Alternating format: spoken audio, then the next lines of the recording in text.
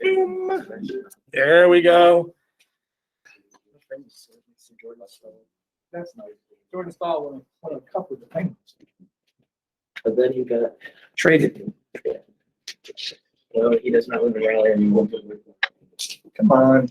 There we go. The Great Depression. An iconic picture of the Great Depression. Great Depression began in the United States. Farm and factory overproduction was a cause. A fragile credit system was a cause. Over speculation in the stocks was a cause. And real estate. Over speculating in real estate as well. All right, so I think you all understand what overproduction is.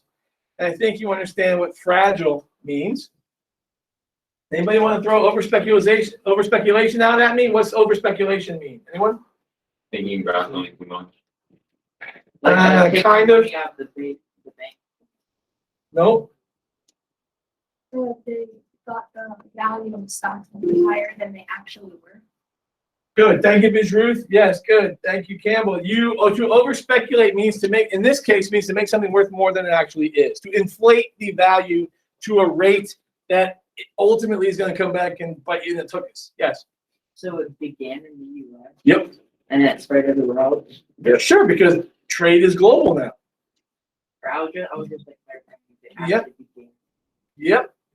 Sir, So would like over speculation be like the tulips in the Netherlands? that was the first crash ever. That was the first modern stock market crash, was the crash of the tulip market in the Netherlands. Very nice. Way to reference the Dutch flowers.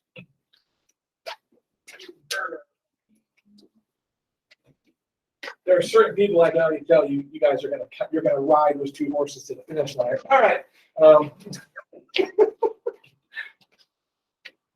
By the way, this happened in 2008 as well. However, because of things that are put in place, because of this depression, you should never have one again. Should never. You never know.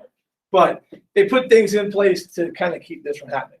But over speculating on the stock market happens all the time, because remember, or for the first time, stock market does not tell you how healthy an economy is.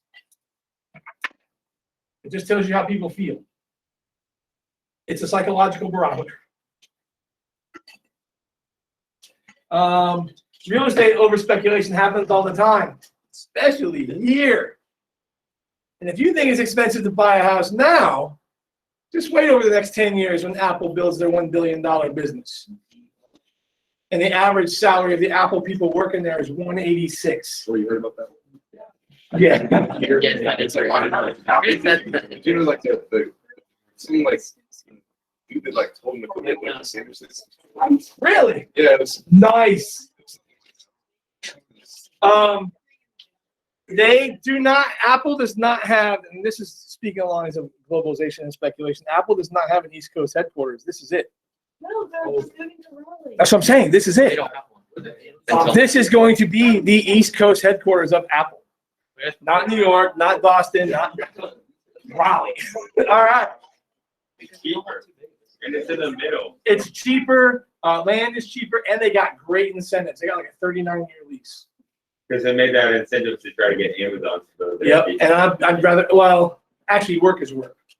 So I don't care which. I wish there was an IKEA in Raleigh. But anyway, it was supposed to be. I know. All right. You know what needs to be in Raleigh? It's Quick Trip. QT. Like the gas station. Agreed. What is that? Gas? Oh, there Okay, is he knows what I'm Charlotte talking and about. Concord, yeah, QT. She knows what I'm talking about. It's the best gas station. Better than cheap. No.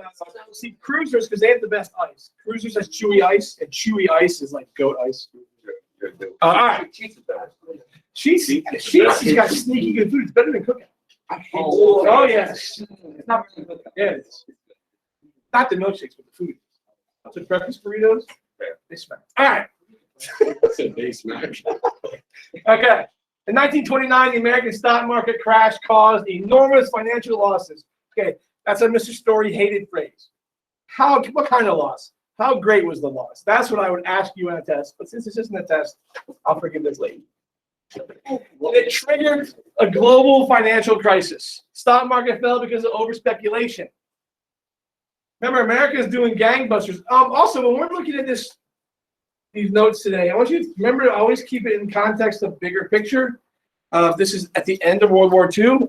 One, we were not invaded. We were not shelled. We did not have a large swath of our working male population dead or injured or incapable of working. We are not broke. And we are selling to everyone. So just kind of keep all that in mind. That yes, Ben. H. What financial losses happen if you want to be specific? What? Like if you're saying it should be specific, what financial losses happen? I would ask, what was the amount? I don't know. Whatever is in the group. Whatever. Yeah, I mean, here's your scale. Anyway. Bear market, bull markets. There's the cliffs. All right. American bankers recall loans to European banks. That's an issue. Europe's got to rebuild post World War I. So they borrow from countries who have it. Hi. That's us. When the market begins to, plummet, Johnny Depp's career, find the lie. They want their money back immediately. They start calling for their loans, and those countries don't have the money. Another thing that happens, and so banks all around the world fail because they just don't have the cash. Banks fail all the time. There's no safety net for banking as of yet. And if there is, it's small. Yeah, Kim. So with the Great Depression, you kind of created almost by people because they overspeculated. If they didn't overspeculate, people would sell. I think there would have been a recession. The economy would have to have slowed. Economies cannot sustain constant growth. Because inflation would just do horrible things. And it would depend. Would it be this precipitous? I don't know. I think it would have been bad because of the situation. Well, that's an excellent question, because if this doesn't happen, then does Germany, I don't know. I know that there would have been a downturn. I don't know if there were mechanisms in place that could have kept this from happening. It may have been more gradual, over a decade. I mean, it could have been just a slow recession and a slow recovery. That's an excellent question. I need to look that up. All right. It leads to a sharp decline in global trade and manufacturing. No kidding. No one has money. And this is the way it works. I make a product and I'm selling it like gangbusters. And then all of a sudden, for some reason, people don't buy it. Okay? Well, I can lower the price. I can make less of them, which drives the price up. But if no one's buying it, I don't have to make as much. So I lay people off. And now those people don't have disposable income. So I sell less of my stuff. And it's just a downward spiral of not buying and not producing and not buying and not producing. And then you get this. Yes, sir. Do you feel like other nations need us to keep getting the loan? Probably not just for that reason. No, I mean, I think any business understands the risk. So even a country, if a country is going to borrow money, it's analogous to you as an individual or your business borrowing money. There's a risk involved. And when you sign for that money, you accept the risk. And part of that is if you can't repay, you lose your house. So in this sense, although they probably couldn't, from a legal standpoint, they shouldn't be mad. Maybe from a, come on, look at what we've been going through sense. And might be a little upset that America wasn't a little more compassionate. But again, I don't know. I don't think there's hatred over this. I think this is just economics. And if the people in Germany are mad, they're mad at German people more so than American people. They're mad at France more so than American people. Okay, so the United States raised protective tariffs. Okay, so the first protective tariff in American history was called the tariff, well, not the first, but one of the biggest. The tariff of abominations. This is in the Andrew Jackson presidency. This is the ratio of taxes versus percentage. Basically, what you're seeing here are taxes on imports. Protectionist tariffs are taxes on imports, and they are created in such a way to protect domestic industry, make foreign competitive goods too cost prohibitive, so that people buy our own goods, so we can keep our factories open and our people working. That's the thought behind this. And there's a dance to this. There's a threshold for everything in economics. At what point is this tax beneficial? And at what point does it become detrimental to us because of reprisal, because of counter tariffs? So there's a balance. Yes, your hand up, Sam? Oh, no, it's the club. Oh, okay. So protective tariffs force other nations to retaliate. So you're going to raise your taxes on, I don't know, furniture coming in from other parts of the world. I'm just thinking about North Carolina. So then what other parts of the world are going to do is raise taxes on stuff you're selling to them. So it's just, they become very retaliatory. They become very counterproductive. The Smoot-Hawley tariff actually made the Depression worse. Things got worse. Does this go back to like the idea of mercantilism? Kind of, but what you're trying to do here is protect your industry. You're not trying to. Remember, mercantilism, you want to, well, yeah, you want to sell more than you buy, but it's sell more of your stuff than you buy of anyone's. What you're doing here with a protectionist tariff is eliminating the other competition. So it's sort of like the last, like it's super mercantilist. And yeah, so with mercantilist policies, you're hoping that people just buy your stuff. Everybody buys your stuff. So if you start doing protection of tariffs, only your citizens will buy your stuff, and there's a pretty good chance the rest of the world, or those people who you're taxing, won't. So it's a little different. It's a good question. Don't say it. Governments typically cut budgets and reduce spending. This is a typical historic response to economic downturns. We got to tighten our belts. We got to cut spending. What this does is actually make things worse. Sorry. Okay. I guess I was turning the TV. Yeah, 2 seconds. There's the blow back there.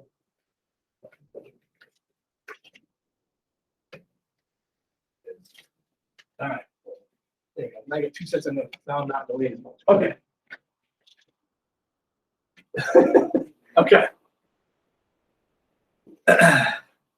The Great Depression replaced any political and economic optimism. So the 1920s, post-World War I, believe it or not, the 1920s were pretty optimistic, especially in America, but in other parts of the world as well. The war is over. We're healing. Our economies are kind of recovering. In America, it's booming. It's roaring. Point of phrase. But any feeling of positive trajectory just gets punched in the face by the Depression. The stock market crash is not the Depression. All the stock market crash is the day the stock market crashed. The Depression is technically 3 years later. It takes a while to get to depression. It's not instantaneous. Economies have to slow and slow and slow and slow and slow. And then when they don't recover and they just keep falling, that's depression. Stock market was kind of like the announcement of we have a problem. There were others before then, but when things are going great, how often do you think about the future when things are going great? Not all. Oh, okay, it was kind of rhetorical, but thank you. Okay. It's okay. Thank you. Depression created uncertainty and insecurity for millions of unemployed workers. Desperate people are easily radicalized. The #1 producer, in my opinion, I'll state this, the #1 producer of radicalization, gang membership, or crime, or violence is poverty. People who don't have or who are worried about tomorrow are frightened people and will hang on to anything that offers hope, because that's at the end of the day what people want. Why were slaves so religious? Why are the poor people of middle-aged Europe so religious? Because that's something beyond their meager existence that makes it worth getting up in the morning. Hope's the great motivator. Desperate people are easily radicalized. Now, see, think about that and think about post-World War I Europe. Yes. That's what I was going to ask. I mean, isn't that how Hitler was able to rile up the Germans so much? And it's how Lenin was successful, and well, not Stalin. Stalin was just, follow me or die. Yeah. What do you mean by To become radicalized means to change your views way fringe right or way fringe left, to go. In this case, we're talking about people who are going to become Marxist, socialist, communist, people who are going to become fascists. Like those people, when you feel like you have nothing, anything that sounds like life will be better, you grab onto. That's what Hitler sold to German people. And if we can be totally fair here, he put Germany back to work. I mean, his economic stuff, I mean, Volkswagen is a Nazi creation. The Autobahn, highways. Now, granted, part of the reason for the highways was to eventually move troops, but he put Germany back to work. And he industrialized Germany and got Germans actually feeling better about themselves. And then his little cabal kind of took over. But same thing here. There's a Red Scare in America. Communism seems really, for people who have nothing, everybody having something is appealing. Knowing I'm going to be fed every day, regardless of what it is very appealing. And I know this seems so foreign to us when you can go and choose from 20 different jellies and 8 natural peanut butters, and then it was different. All right. They all wear hats. Yeah, they did. The hats were the thing. Yeah. Right here? No, down. Oh, this guy? Yeah. Yeah. There's no guy that makes it. Okay, great. So fine. Okay, great. No. Where's Waldo? All right. It'd be so tough. In black and white to find Waldo. Okay. Many people began questioning capitalism and questioning democracy. They sought radical institutions, alternatives instead. Okay. If this stuff is so great, how did this happen? Kind of like if the Catholic Church is so great, how come we lost the Crusades? Why is there a plague? When there aren't answers, people begin to question the status quo. They begin to question institutions that have been around.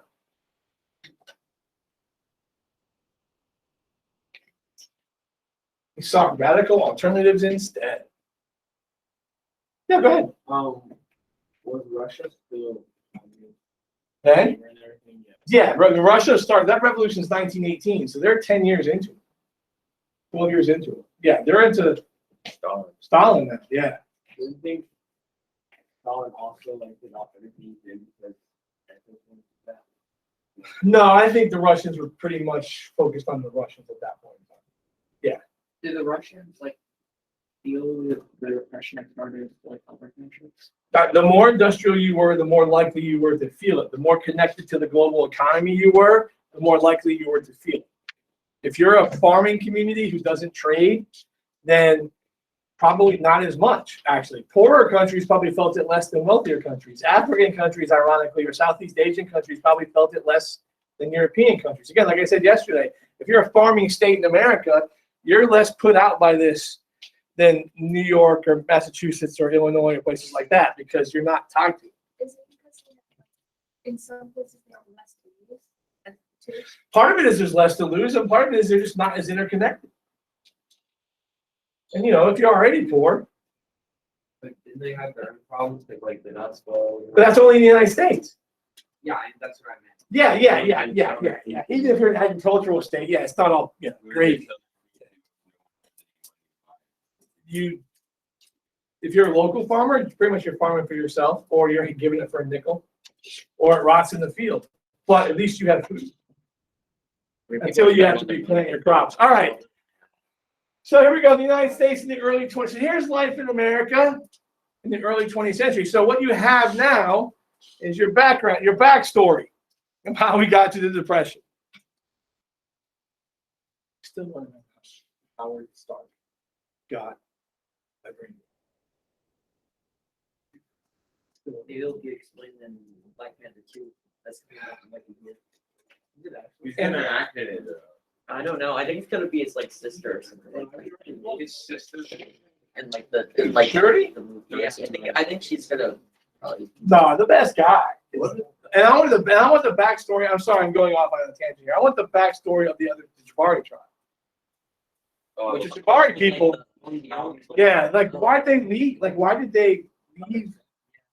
Not, I mean, but it didn't say. It just said one group went to the mountains. I'm like, whoa. They're probably like a big I I don't know, but he's talk to me again. I feed you too much. I'm just kidding. You're vegetarians. All right. He's my favorite guy in the whole movie. Yeah. As the United States enters the 20th century, the dominance of big business is being challenged, believe it or not, by the progressive movement. This is probably most U.S. history teachers. I'm going to assume this because I haven't taught U.S. history past Reconstruction in a long time. It's probably one of their least favorite units to cover, the progressive unit, either because they disagree with it, because all history teachers have their favorite things, or because it's just, I don't know, not their thing. Anyway, well, that's a great question. I'll bet you the preceding slides are going to tell us. What do you think progressive means? Like moving forward. Yes, change, moving forward. Easy flow. All right. Wait. Okay. Whoops. The progressives fought against monopolies. They fought against government inefficiency and corruption and social injustice. It's all that Enlightenment hooey making its way to America at the turn of the 20th century. Here are all your trusts. All Standard Oil, the iron, the sugar trust, the chin trust, tin trust, coal, paper bag trust. Who knew? The salt. I don't know what that is. Copper and steel. Oh, and then the nail trust back there. So all the monopolies are here. This is a Senate of the monopolists. By the monopolists, for the monopolists. Then here's the Senate down here, just kowtowing to the monopolists. All right. So big business was running America at the turn of the 19th into the 20th century. It's that second industrial revolution.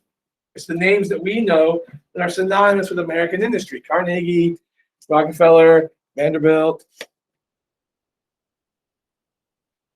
Progressives sought political democratization and socialist reformation of the economy. They wanted the government to be a little more responsive to the people, not to big business.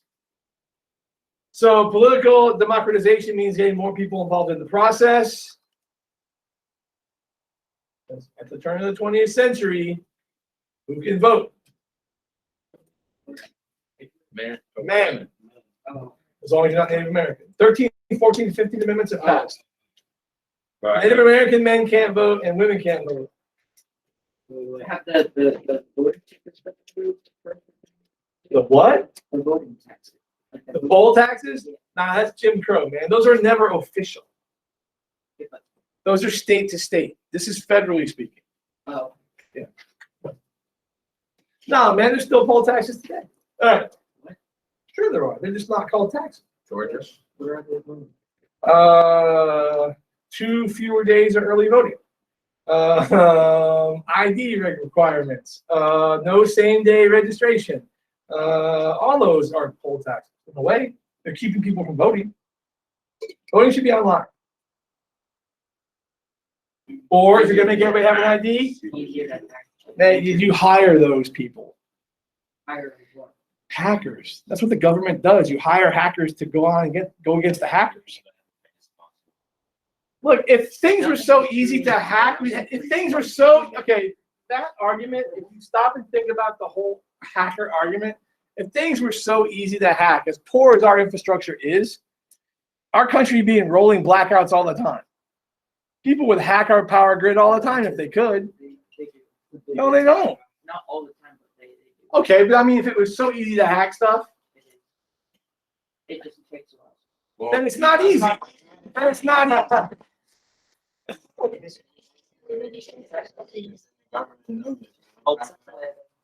Progressives wanted greater government regulation of the railroads, trusts, which are monopolies, basically. Oh yeah, and a reduction of child labor. In the 20th century, kids are still working crazy hours. And then the next slide, you're going to see what improved work days look like. So just think for a second contextually what they were like prior to progressive improvement. All right.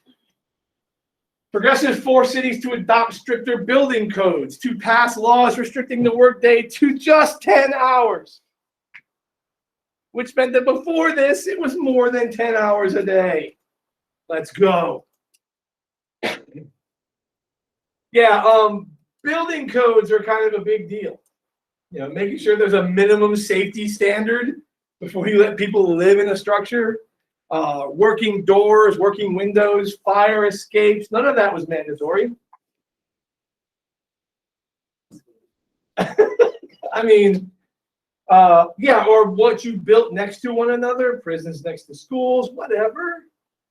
Waste dump, I mean, it doesn't matter. Yeah. So what then caused, like, did this happen before, like, obviously, like, was it like the t-shirt fire, is that what it's called? Or what is it, about the t-shirt factory? It was a t-shirt factory. It was a clothes, it was the what? Yeah, it was a skirt. It was the women. They were all locked in and burned to death because they locked the door so they wouldn't take a break.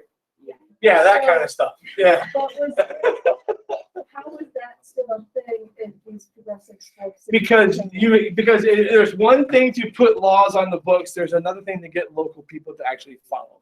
Okay, So there has to be, gentlemen, there have to be laws in place. Then there have to be government agencies serving as oversight to make sure. Again, the only reason Reconstruction worked is because Andrew Johnson, no, Lincoln first, then Andrew Johnson sent the army to the South to make sure those rules were enforced. Okay, so the rule board. Yeah, no, they last. Yeah, and then Rutherford became president, and part of the deal for him becoming president was to take the troops out of the South. All right. In 1918, progressives supported prohibition, and they secured a constitutional amendment banning the production, importation, sale, and drinking of alcohol. Because nothing will get you through a depression more than being sober. They saw it, and this was also women being very, very involved in this. Again, still don't have the right to vote, but very active politically. They saw alcohol as, and again, this was an issue in Europe during the Enlightenment. This prohibition movement is not new. Remember our good friend Oliver Cromwell banned it in London, in England, when he was the leader of England. They saw it as something that ruined the home, that cost money, tore families apart. And so they actually convinced our government. Notice too that progressives are calling for the removal of freedoms. But what they saw this as was a positive change. This was making progress. They thought that removing this would help America progress in a positive manner. Words and ideologies are different. And then that amendment gets, amended. And then they've got to make alcohol illegal when crime goes banana. But, if it wasn't for prohibition, probably never would have had NASCAR. So The first NASCARs were used by. the car, they would soup up their cars to outrun the police. And then when it became legal again, they had all these cars that were all souped up. So they started racing on the beaches. All right, and then we got NASCAR. Well, but or move illegal liquor. It's still illegal. it is legal, not, no. The amount makes it a crime. How much you sell is illegal. I can have a still in my backyard and sell little bits, but I can't go into mass production. President Theodore Roosevelt, his agenda, the square deal, weakened corporations, it protected consumers, and what he's most known for, national parks. Teddy Roosevelt conserved the environment. He was a hunter, so there was a motivation, but he was an outdoorsman.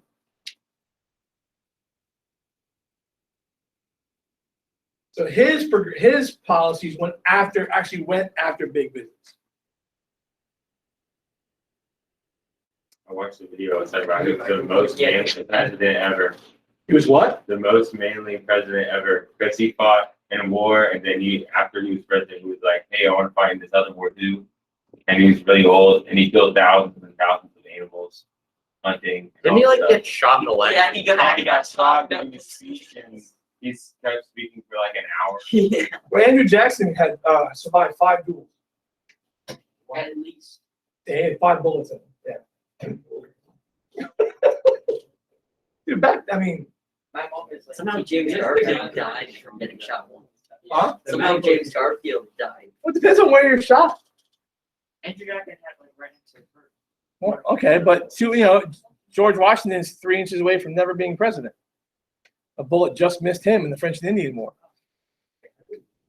They found it. I mean, if someone's going to record, remember, everybody back then kept journal. Everybody wrote back then, and it's just known. He just retold. I mean, and you know what? They believed the written word back then. They believed witnesses. They believed authors. They believed historians were actually, sorry. Yes, of course, there's always been fake news. There's always been bias. TR, as he's affectionately known, sought to control the good trusts and to eliminate the bad trusts and take advantage of their monopolistic practices. So good businesses, he would look for. Bad businesses, he'd shoot dead. The teddy bear's named for him. I guess if they serve the people more so than they serve the owner, I don't know. That's a good question. But businesses that were better for more people, he would protect. The trust buster. If we were to do presidential superheroes, that'd be Teddy. All right. Did he also like give like a ton of jobs to people? Like, That was Franklin. FDR with the New Deal. Tons of jobs. If you count all the people by weight, probably tons of jobs. TR issued the Roosevelt Corollary, which is basically the Monroe Doctrine, just kind of modernized and reinterpreted. Remember, the Monroe Doctrine told Europe to stay out of the Western Hemisphere. You have no jurisdiction here. Let these people look after themselves. The Roosevelt Corollary took that just a little further and said, this chronic wrongdoing may in America as elsewhere ultimately require intervention by some civilized nation. In the Western Hemisphere, the adherence of the United States to the Monroe Doctrine may force the United States, however reluctantly, in flagrant cases of such wrongdoing or impotence to the exercise of an international police power. So what he's saying is, with the Roosevelt Corollary, there are bad actors, there are good apples and bad apples. Some countries are good and some countries aren't. And sometimes those aren't countries, those bad countries need someone to step in. And America doesn't want to have to do it. But if we have to, we will. Sincerely, Teddy Roosevelt. That's the Roosevelt Corollary. It's telling Europe, stay out. We got this. Reluctantly. Okay. Essentially, the U.S. declared itself the policeman of the Western Hemisphere. Latin America, not surprisingly, saw this as overbearing. So if people want to know why the United States is the police force of the world, which has been a popular argument the last 25, 30 years, we've always been the police force of the world, at least half the world. The other half of the world we want to stay away from. Well, until it matters. But you can say that for any country's foreign policy. Very few countries engage in foreign policy until that foreign policy matters. That's just humans. Good, bad, or different. It's just humans. Woodrow Wilson, the only PhD holding president.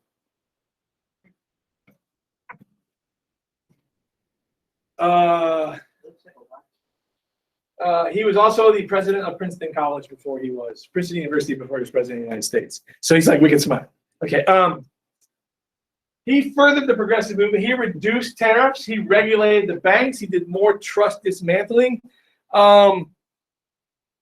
Wilson, arguably, and I'm not a Woodrow Wilson aficionado, maybe sort of the world's first sort of globalist president, America's first kind of globalist president, looking at big picture. Because it was Wilson who had the Treaty of Versailles. It was Wilson with the idea of collective security. It was Wilson's idea of the 14 points, the League of Nations, democracy for all, talk instead of firing bullets, all that kind of stuff.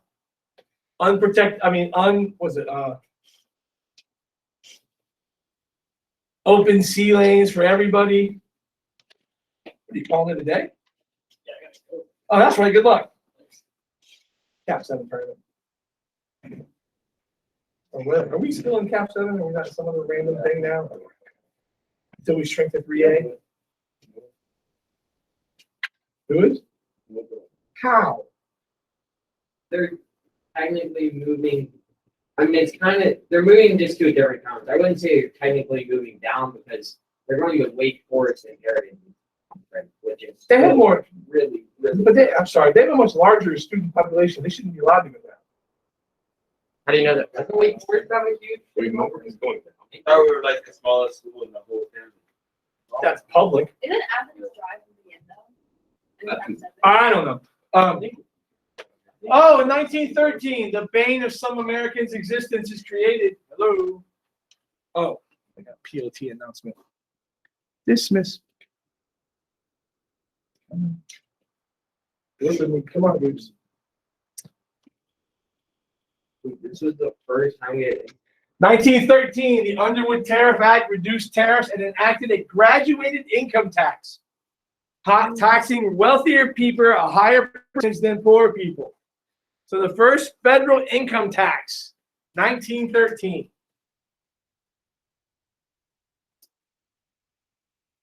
Trying to figure out ways to generate revenue so the government can do progressive things. Remember, the only way governments can function is through the revenue they earn, and the only way governments get money is through taxes. That's it. Or bonds, but that's just free money early. All right. This just shows you the various Federal Reserve areas are created now, and now they can issue money and regulate how much money is in circulation. Again, so some of the steps that we use today to help monitor our economy were created pre-depression, pre-crash, and all that kind of stuff. It's just a question of how regulated were they and how responsive were they. It's much easier in 2021 to be responsive to the world's economy, but computers move digital money back and forth. Information acquisition was the most limiting factor pre-computer. Access to information. I would say today that one of the biggest issues facing the world is access to food. All right. There's our, who's that? That's right, Hamilton. Only non-president? No, Franklin. Sorry. 2 non-presidents on our currency until they put Harry Tubman in. All right. In 1917, the progressive age ended with the United States entry into World War I. Reform, this is a nice little one of those things that you can kind of look for continuity. Very infrequently do you see reform movements during a crisis. It's about status quo and being safe and all those things. So when America joins the war in 1917, the progressive movement kind of.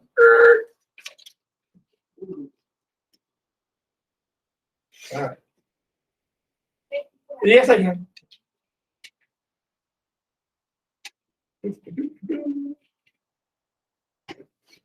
All right.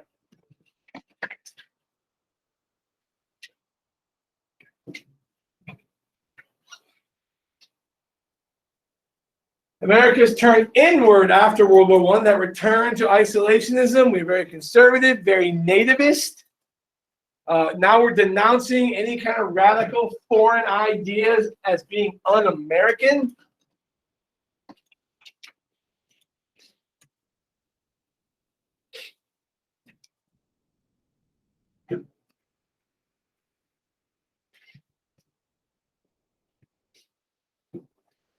Two fun facts. Spanish flu killed more Americans than World War I did, and it didn't start in Spain. Where to start? Not Spain. I think it's Wasn't Ohio. Really. Wouldn't it get like spread by like factories and stuff because of the poor condition? Probably. The World War has accentuated all our differences. It has not created those differences, but has revealed and emphasized them. So what we are getting here is this idea that we're all just different. We are too different. We are us and they are them, and yeah, that's what we have here. Spanish flu started in Kansas. Kansas, nice. Kansas, Ohio, what's the difference? All right. Both places I don't want to live. Okay. Well, I'm sure there's nice people from Kansas and Ohio. I'm sure you have family from Kansas and Ohio. They're probably very nice people. I just don't want to live there. All right.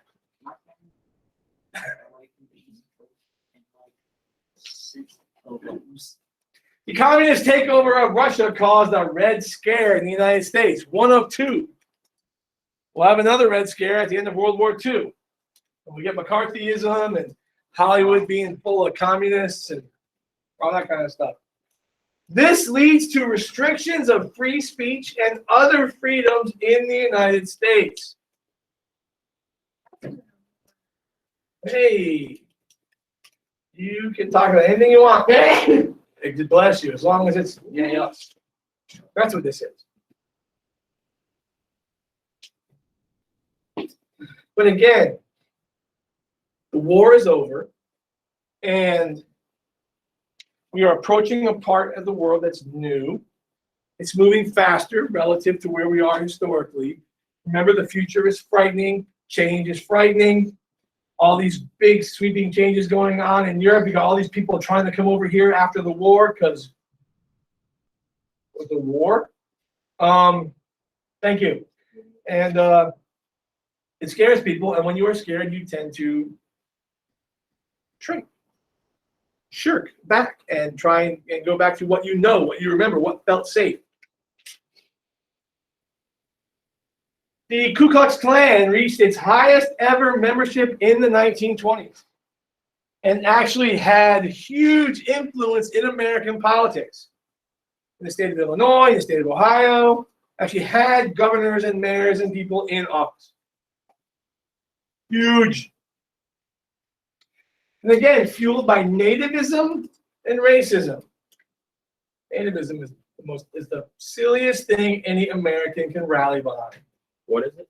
Nativism, Believe that the native population is the only population that matters. Yeah. Irony. Okay. Still, Wrong, but then that means everyone's native from that. If you didn't buy that line. If, Lucas, if you are an evolutionist. If you are a creationist, then everybody's Southwest Asian. And that would probably make people even mad. Okay.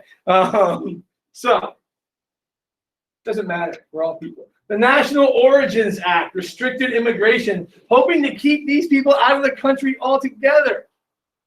Southern and Eastern Europeans, Greeks, Italians, all your Slavic peoples, commies.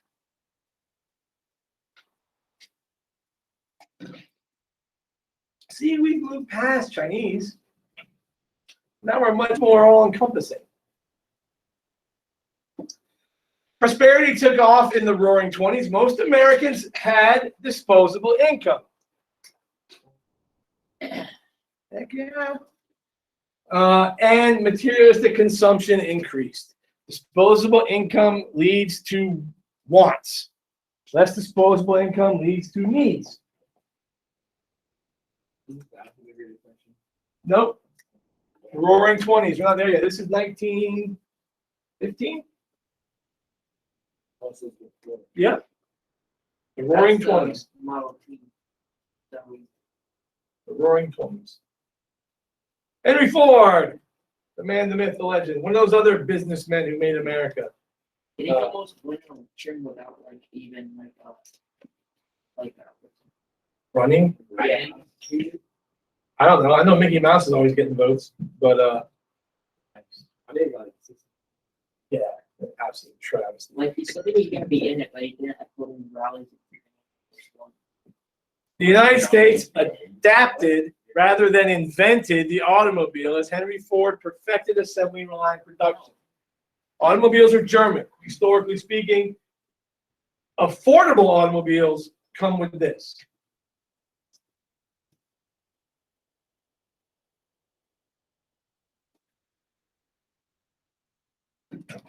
Downfall of America. Yeah,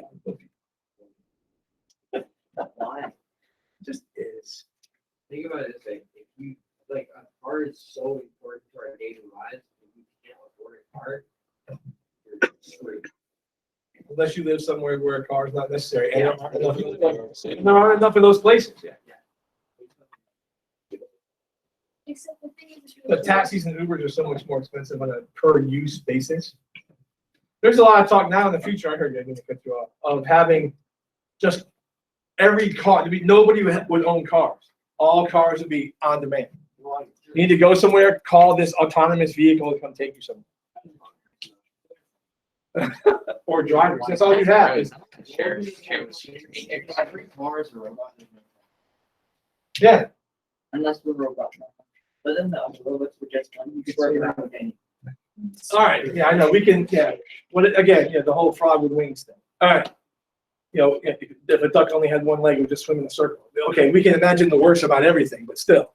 The Great Depression forced the United States government to reevaluate its economic policies. These tariffs, these big business, these unregulated banks, all that stuff, all that spending, grow, sell, has to be reevaluated.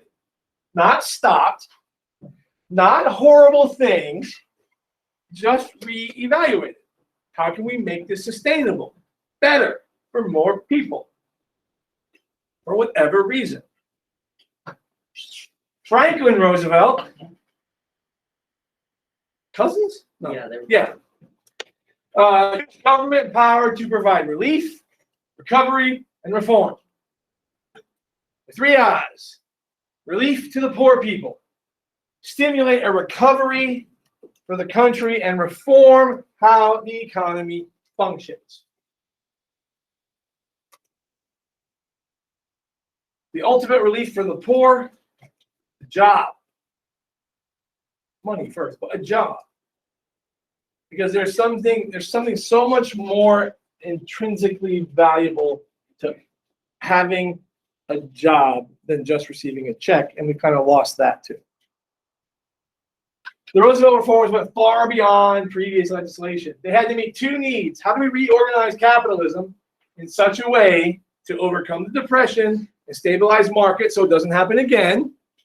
And how do we squash any kind of rebellion that's coming about because of this economic situation?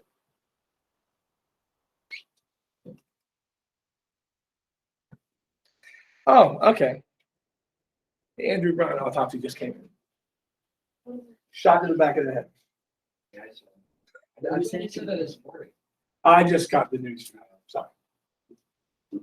Who is that? The guy in eastern part of North Carolina shot by the police. All right. FDR's New Deal was a plan to address the causes and effects of the Great Depression, inspired by progressive age ideas. So again, think about this. Remember, World War I ends, and we have the Roaring '20s, and we have all this and America becomes isolationist, and America becomes afraid of things that are foreign. And now we're in this, and now we've got to look to those things again if we want to get out of here. So at least the president saw this that way. The New Deal was abruptly different. It wasn't just different, it was startling. It wasn't just something new, it was like, holy cow, what is this? Most fiscal conservatives or libertarians, you can go back further if you want, and you can.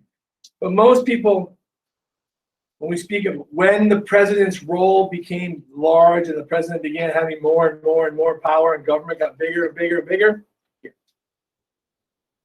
But you can make the argument all the way back to Jefferson. For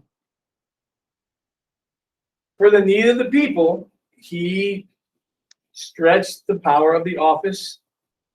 I mean, they didn't stop him. He wasn't impeached. He wasn't censured. He served 4 terms. Well, he was elected to 4 terms. So people liked him. Because they were working. Yeah. And they had food. And yeah, That's enough to get a vote. So who made the law about only 2 terms? after his presidency, they capped it.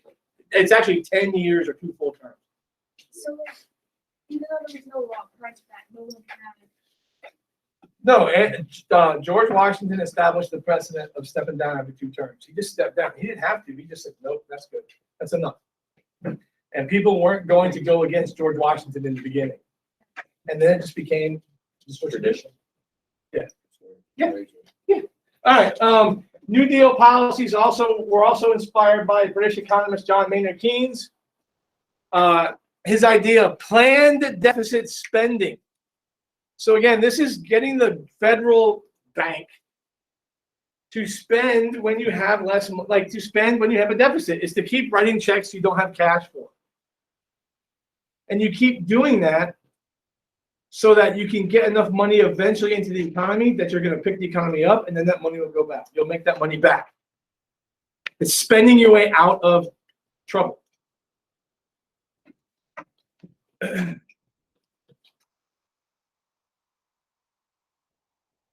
All right. Almost. Oh, sorry. Planned deficit. So again, this is not just figuring it out after it happens. It's like it's actually starting to look at trends and markets and starting to do like the beginnings of market analysis, looking at how businesses are doing. This is when you start seeing like quarterly reports and how things are going with trade and figuring out, okay, well then if it's going to be this, then we should probably spend a little more here to help us recover there. You're trying to keep the bottom from falling out. You allow for dips in an economy, but you don't want that precipitous drop. If or when,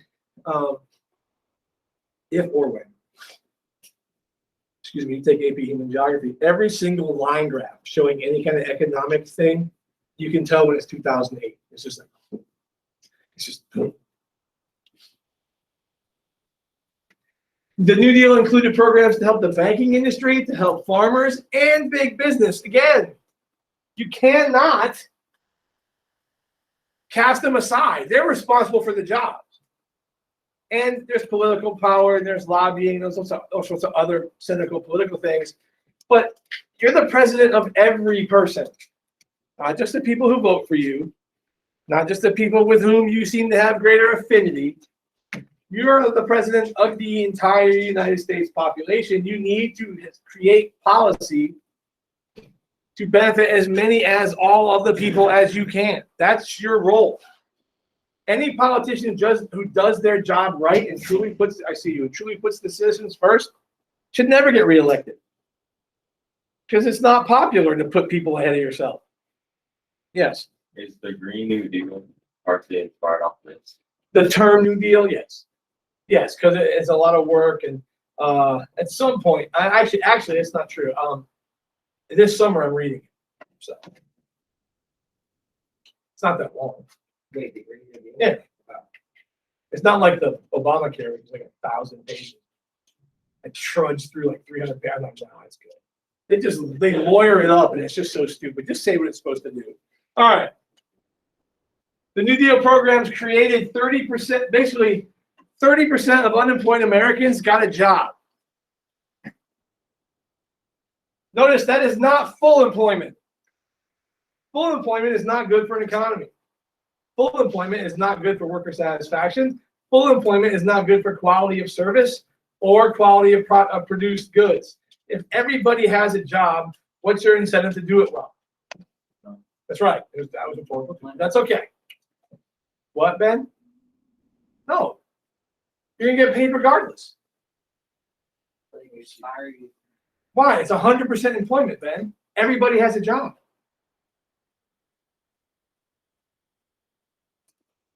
That's what you're talking about? I thought you were talking about. I'm not talking about here. I'm talking about this is good. No, look, America's economy runs best between 6 to 8% unemployment. You need that many people unemployed. It Yeah. motivates workers. I thought you were talking about. No, full time. 100% employment, full time.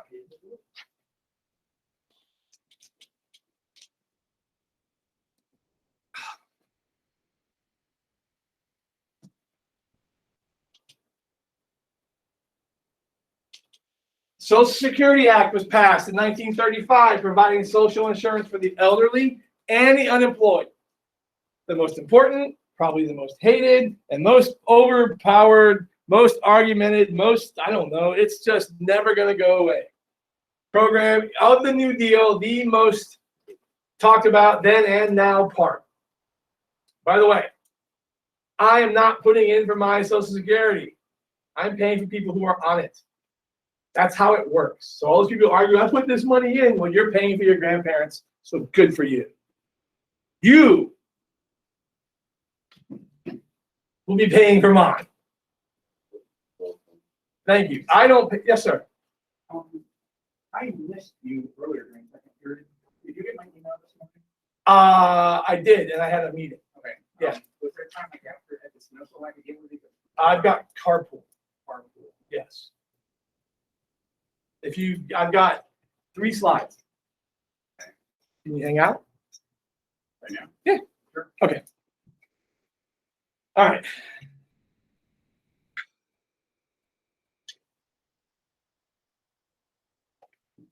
Oh, that's nice. Hey, look back at that. More security for the American Family Social Security Act is amended, offers greatly old age. Okay, good. And then those. That's when the Social Security. That's when all this comes into existence. And back when I was in college, 22 years ago, you had to know that number. So that was your grades or by Social Security number. You go read the board outside the professor's room. Yeah. Wait. What? You can look at that. Well, okay, couple of things. One, all I cared about was mine and my grade. So I wasn't, and I was in college, so I wasn't conspiring to ruin my friends' lives. Yeah, but that is why they'll do that. Or now it's just like last fall. Yeah. All right. The New Deal as a reform program restructured American capitalism rather than replacing it with socialist systems. Again, there was never a fear, although some people thought there was, of America becoming a socialist country. Well, we're just tweaking capitalism, basically making it a mixed economy. The fact that the government is doing all of this to safeguard financial institutions and businesses, it's not a free market anymore. So that's just by definition. That's not ideology. That's just by definition. All right. The New Deal showed government was willing to secure social welfare, but only partially. It only partially reduced unemployment. It only partially tweaked the economy. It was not full government investiture in every individual's life. And that's the difference.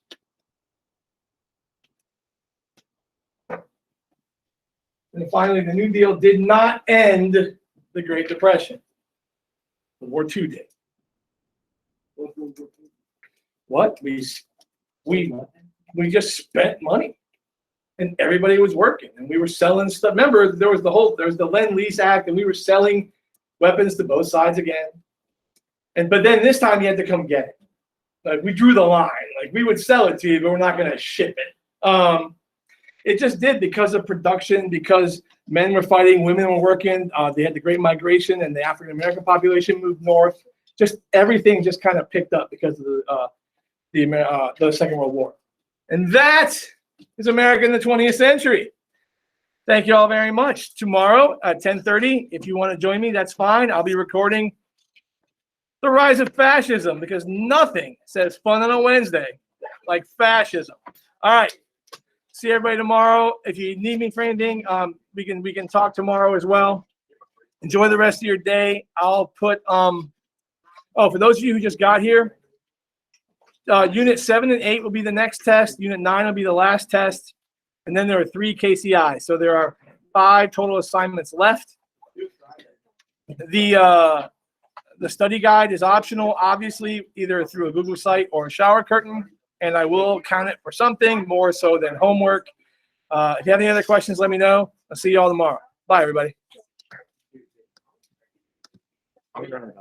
Okay. Yeah.